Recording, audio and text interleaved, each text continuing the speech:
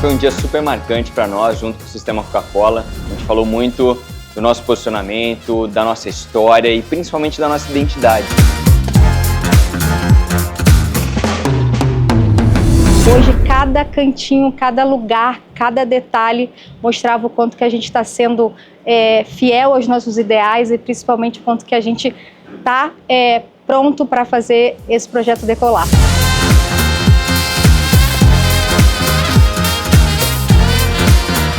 A gente vai começar, vai startar o movimento DigiCraft, né, junto com parceiros, junto com embaixadores e vão formar parte muito importante desse movimento.